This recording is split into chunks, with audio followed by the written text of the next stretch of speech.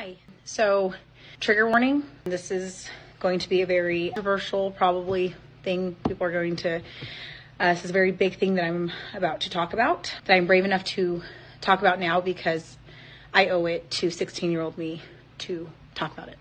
In 2007, the basketball team and one came down to our school when I was a young woman, and they did a performance of whatever basketball type. I don't even care. Long story short, they left syringes in the bathroom. They were kicked out of they were never allowed back in that school again.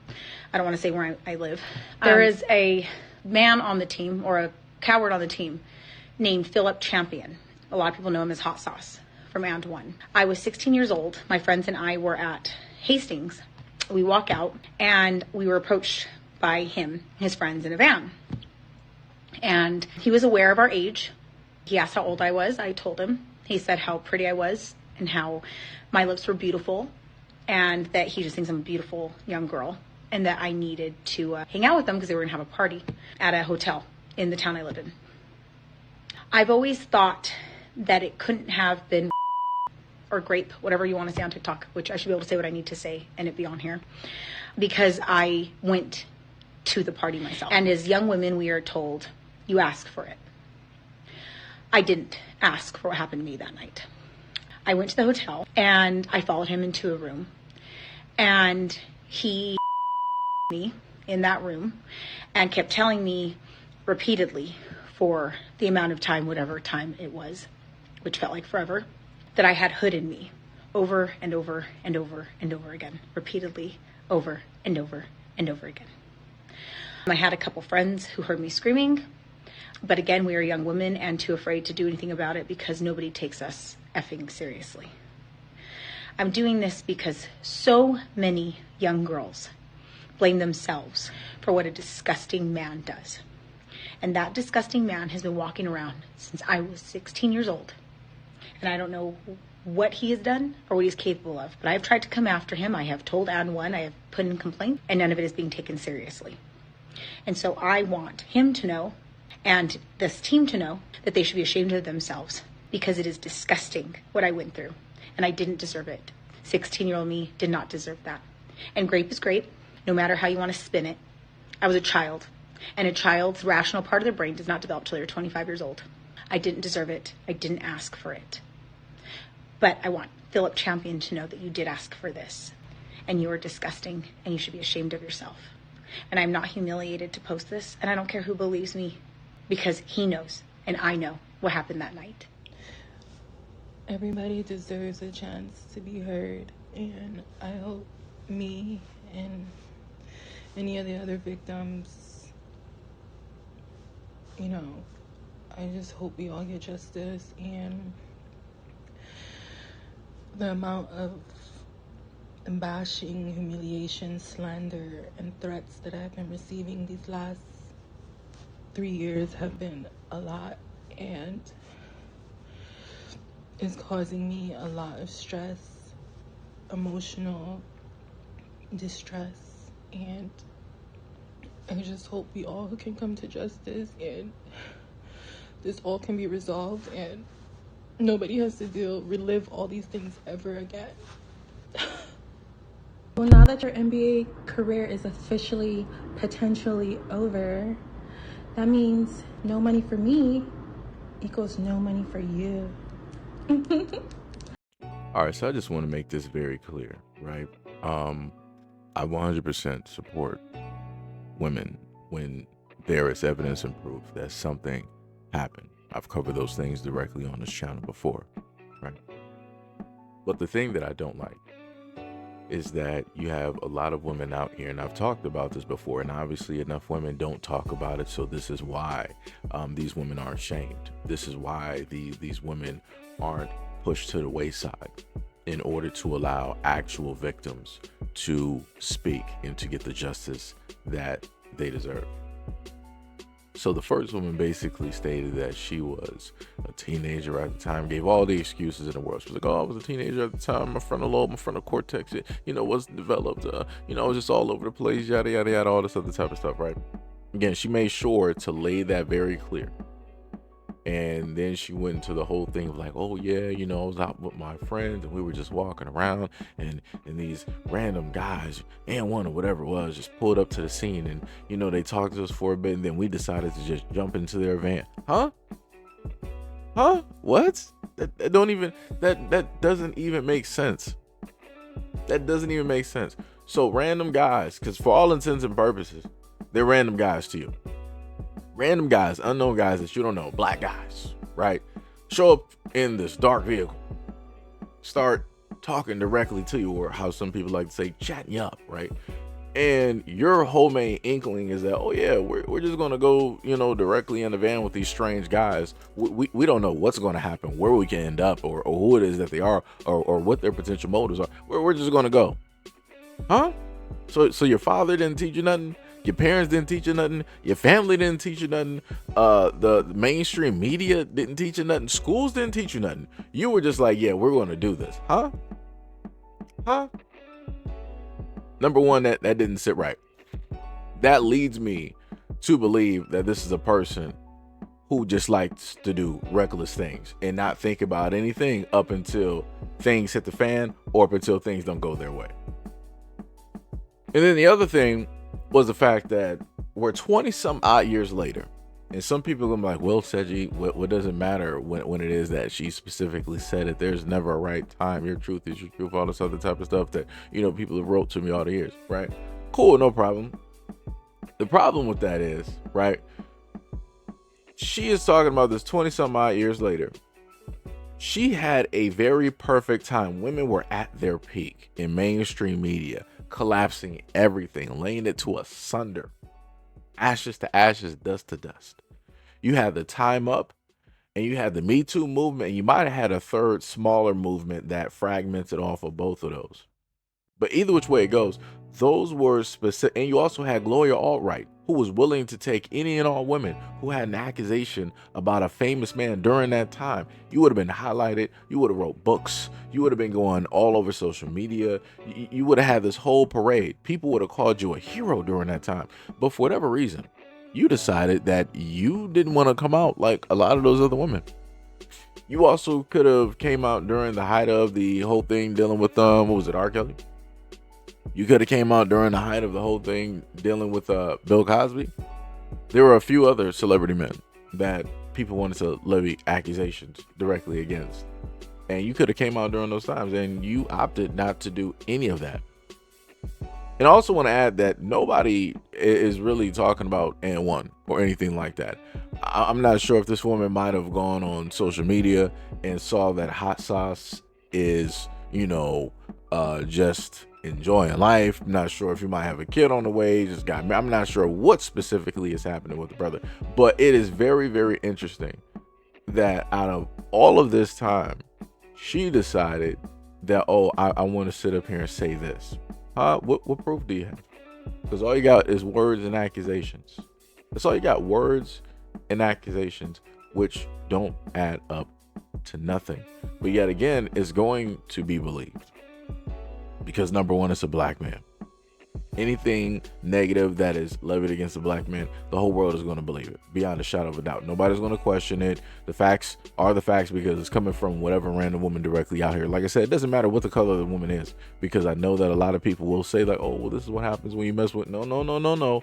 There are also black women out here as well who levy the exact same arguments against black men. It does not matter. It doesn't matter the color. Because once accusations happen, they happen. It don't even matter. Like I said, black men are the only ones that really have to deal with this type of nonsense. And they lose so much. Even when they're proven to be innocent, they still lose everything. It's some crazy work.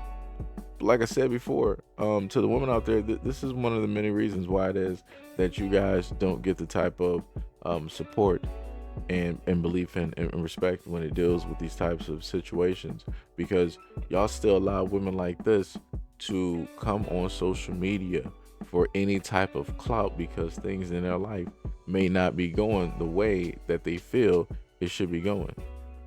So okay, so this person is in the industry, the other industry, right? And the basketball player ended up linking up with her.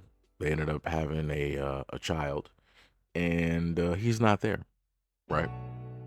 So because he has moved on and more than likely he's with somebody else or got somebody else pregnant, she decided to get mad, right? Because she's the type of person where it's like, well, I'm fine with having a kid because all the money and the attention is going to be going directly to me. I don't have to share nothing, right?